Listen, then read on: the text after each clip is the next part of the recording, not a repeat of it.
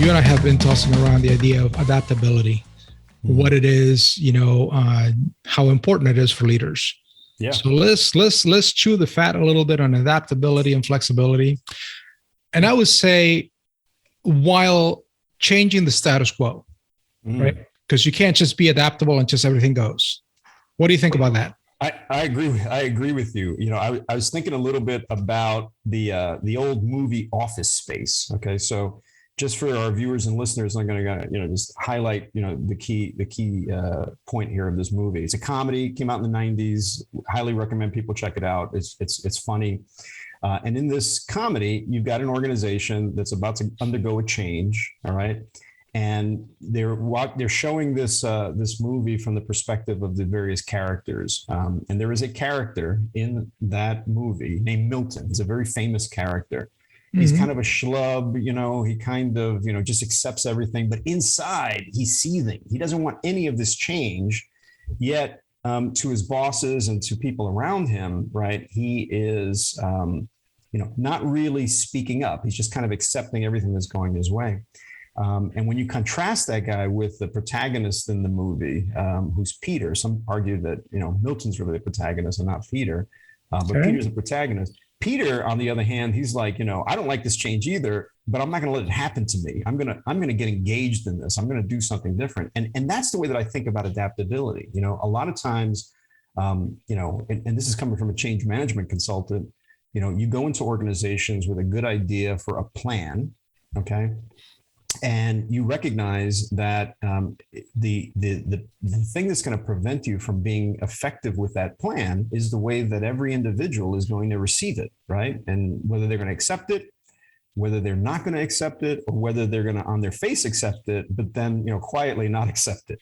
And so a big part of that work really becomes trying to indoctrinate them, trying to get them involved in the change so that we're learning the most from them, so that they're contributing to it, so that they're having a hand in actually creating something that is going to be useful for them and for the organization going forward. And I think there's a lot of lessons in that for our personal lives as well. I mean, I'm sure you've gone through changes where you were thinking, gosh, I don't want to do this, but I feel like I have to, right? How do you approach it? Curiously. Look, seriously, it's adaptability. I think it's a more personal perspective, right? Where change management, from my perspective, is more of a business entity, organization kind of thing. Adaptability is very much the individual. Yeah. However, having said that, I think adaptability is a critical quality for employees and for leaders. Absolutely. Yeah. I think it shows a lot of resilience, resourcefulness to be able to do that. Have I gone through some of those changes? Look, I work in technology. Right? I mean, technology is always evolving, and it's a good thing. But even the last 2 years, right? Marketplace competition has changed. Customers' needs has changed. Look, not to get political, but diversity, equity, and inclusion has changed. Sure. Society. So, and I think I might have mentioned this to you before in the past, that just change for me becomes an opportunity for growth, for personal growth. So adaptability is something that you definitely need to be able to do that. So I've had to do that living in different places, working in different industries, different roles, competition, and so on. I think more importantly, some of our listeners perhaps may want to understand, because you need to adapt. Okay, big deal. Tell me something I don't know. Right. Right? Much easier said than done. Yeah, exactly. I think it's, how do you develop adaptability, right? And in the past, it has to do with, for instance, learning new skills, right?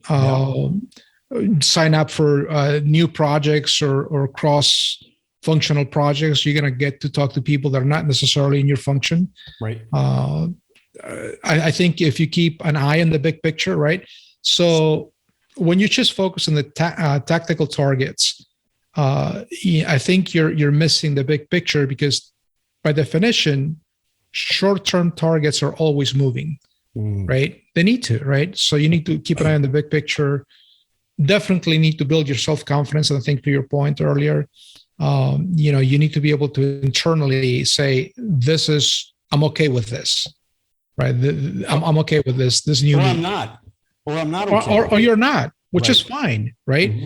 I think emotional intelligence definitely is a must to be able to embrace it, to adapt to different things. I think in the past for me, the biggest challenge, and I've seen it many times, has been how do you unlearn your old ways? Because a lot of it has to do with like, okay, it's new, great. Yeah. But guess what? When nobody's watching, I go back to my old ways. So in my humble opinion, look, I think being curious, curiosity, having that curiosity to want to learn and see new things from a different perspective without judging. Yes. Right? Because when you judge, you're already saying like, well, yes, but. Right. And I think that blocks your learning a little bit. I hear you, but that's one of the hardest things for us as humans to do, right? Turn off our judgment, right? Well, yeah. Nobody said it was easy. We've survived, right? Because we look at things coming our way and we figure out, okay, is that going to kill us, or it's not going to kill us, right? And we make these split second judgments or decisions. I want to comment on something that you said about, one of the ways that people sometimes deal with change, right? I had a boss one time who described it perfectly. He called it the Bohica Syndrome. And Bohica is an acronym, and it's bend over, here it comes again. And he used as the model for this, right? What happens with a palm tree, right? If you think about palm trees, and you've been to Mexico, you've been to the Caribbean, you've been places where they have palm trees. And one of the things that's interesting about palm trees is that they have these really shallow root systems. Yeah. And a lot of people think, oh gosh, that should mean that if a hurricane comes, as tends to happen, right, in the Caribbean, closer to the equator or whatever, you get a hurricane, that's going to tear the tree right out. But on the contrary, what happens with palm trees is that they bend with the wind, right? Yep. And then when the hurricane's over, they kind of come back up, and they're good again. Imagine if you had an oak tree, right? Instead of and you wonder why it is that oak trees don't really grow in the Caribbean. Well, it's because of that, right? They just wouldn't be able to withstand the forces because they have very deep root systems. And so the idea about being flexible, I think we learn a lot from it. So that's the first comment. The second comment I'd make, and I can't agree with you more about this idea, that a big part of adapting to anything is really learning about the thing that's coming your way. Now, people have different ways of doing that, though. You know this, right? Something new comes my way, I read as much as I can about it. I ask people about it. I do my own, personal research about it. I might actually simulate doing it, but that's the way that I do on especially complex things. Other people may just jump right into it, right? I mean, you and I have talked a little bit about how it is that you just jump into it, right? I'm like, let's go for it, baby. And you start experimenting and so on and so forth. And that works out for you. And so, I think an important, thing to understand for people is that, you have to approach it in the way that's going to be most natural for you. But generally speaking, learning as much about the change up front is step one, right? As you can get. Some people will do it through active experimentation. Other people will do it through research. Some people will do other things, but the point is they try to learn about it. So that's absolutely step one. Step two, right, I think, is really answering that question. What is so bad or what's so good about this, right? Because I think if people stop, they often will get rid of the emotion and they'll think about what they potentially get from it or what they experience the with them, right? What's in it for them or what's in it for me? I think a third step, which is really important, is engaging in the change, right? I can't tell you how often I've been on change projects and you see people who literally dig their heels in. I mean, the train is coming. Don't dig your heels in. The train is coming. You got a couple of choices, right? And that reminds me of experiences where people didn't get out of the way of the train, the figurative or the metaphorical train, and they got run over by it, right?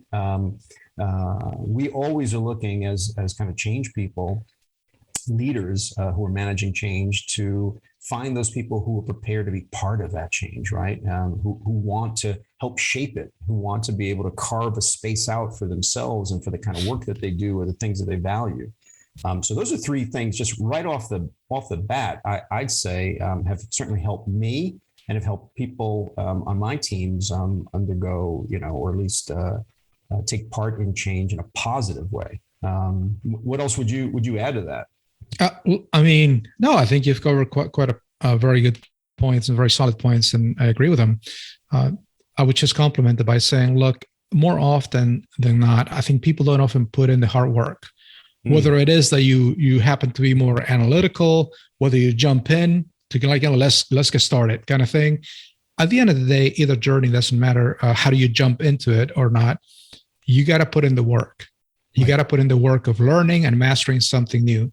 And most people don't do that unless they're compelling, they have a compelling motivation to do so. Take, for instance, coronavirus, right? It's pushed and accelerated our virtual communication. Look at what we're doing today. Whether we liked it or not, we needed to do so. And guess what? People adapted. Yeah. Businesses, leaders, like, you know what? We need to make it work. Had this not happened, as individuals or organizations, it would have been perhaps another decade for it to be in vogue of, working remotely and whatnot. Yeah, I think that's a really good example. Really good example. And frankly, not the only one. I mean, if you just think about some of the things that have occurred in the past with the economy, right?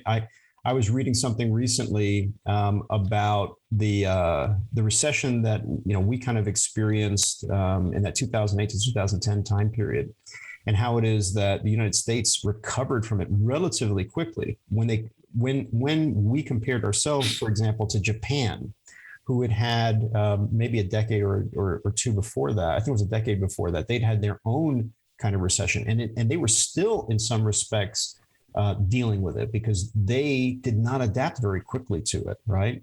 So regardless of how you feel about whether we shouldn't have done quantitative easing and all of the things that we did during the Great Recession here in the United States, it definitely helped our economy rebound.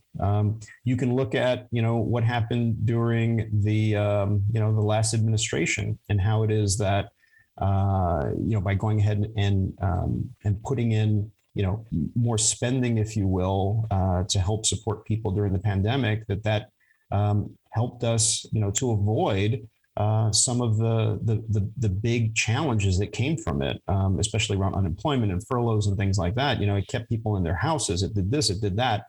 And what are we getting? We've got some high inflation. You can't deny that. It's about 6% or so.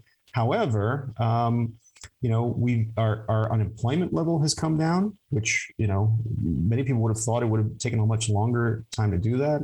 I don't want to get any hate. I know that, there's a lot of jobs out there that people don't want to do. We still have the Great Resignation, but I think those are things that have happened in addition to, not because of, the coronavirus, right? So, adaptability has helped us in lots of different ways.